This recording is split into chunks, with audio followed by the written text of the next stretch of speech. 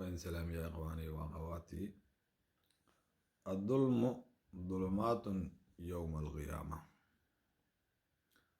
ظلمiga waxa la yiraahdo iyo waxa lagu dhiso waxa laga qaadaa mugdi iyo waxa aan ku suganahay maanta oo nolol iyo geeri waxay tahay la garanay. dowladda maanta joogta oo lagu dhisay sida lagu dhisay loo yahay dulmi iyo tuuganimo. waxa ay sameeynaysan dadku ayaga marka dulmiga kasbaday inay ku sameeydo maanta waxay doonto maalinba ayagoo hurdaya guryaha ku futa gambiso dhacdo disho wixii rabta ay ka samaysato aysan iska qaban karin. shalay waxaa lagu gargaaraya dulmi iyo qabyaalad iyo maaragtay annaga iskale iyo annaga maxaa laga hayaa aw dadkii soo saarta aw dadkii maaragtay geela u qalay aw dadkii qabiilka iyo aw maanta saaxiibadiisii xataa maaragtay ogtihiin oo dad ugu dhawaay oo geela intay soo aruuriyaan 91 ku qoranay maanta maxaa laga hayaa xagee ku dambeeyaan maanta. ummadda Soomaaliyeed dulmiga ilaa aad ka baxdaan horumar ma gaaraysan, cadaaladna ma gaaraysan.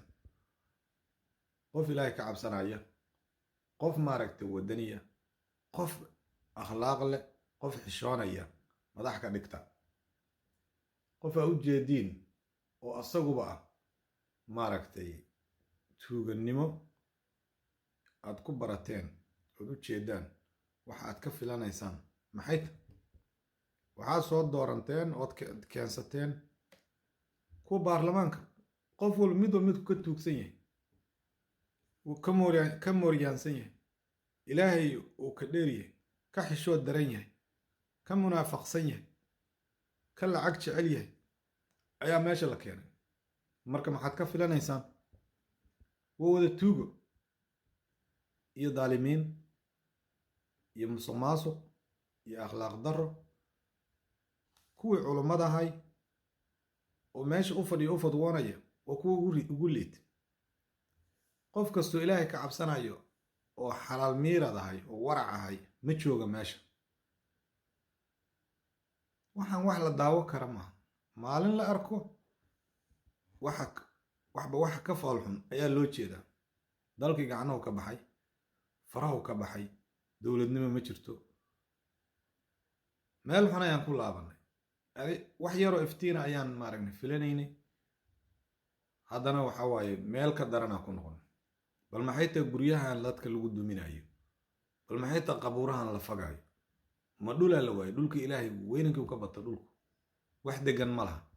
maxay tahay dadkan masaakiinta oo maalin la arko guryaha lagu duminayo oo maxaa lagu qabanaa?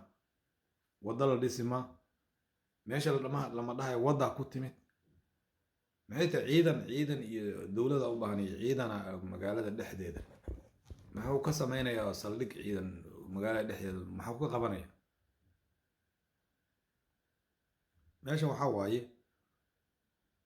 waxaa jooga maamul iyo dowlad madax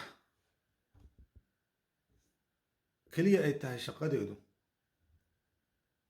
maxaad heshaa, maxaad qadataa iyo balaayo ku dhex jirta oo shaqaysanaysa.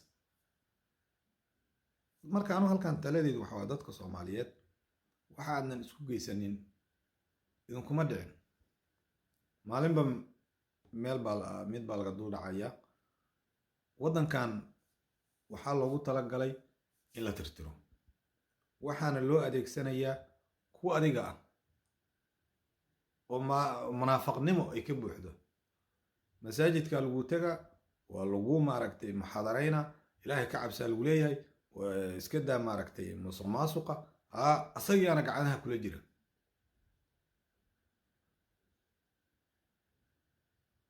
ata'muruuna annaasa bilbiri watansawna anfusakum wa antum tatluuna alkitaab. kitaabkii lagu soo daliilsanaa xumaantiina waa la sameynaa waana lagaa celina. dadkasay wax ka yihiin. dadka Soomaaliyeed is xoreeya waxana iskana qabta tuugada. maya dhaha. marka ay timaado caqligiinuna ha fakaro. markaad madax samaysanaysaanna samaysta dad adinka wax idiin qabanaya, ee dad wax idinka qabsanayo oo idinka shaqaysanaya oo mooriyaana oo idin furanaya oo isbaaraysanaya oo idin dhacaya oo shaar dowlad idinku dhacaya. iska daaya. maxaa la hayaa hadda maanta? dowlad ma jirto, ciidan ma jiro, sharaf ma jirto, dal ma jiro, dad ma jiro, magac ma jiro. khalaas. allah noo naxariisto. waa idin salaam.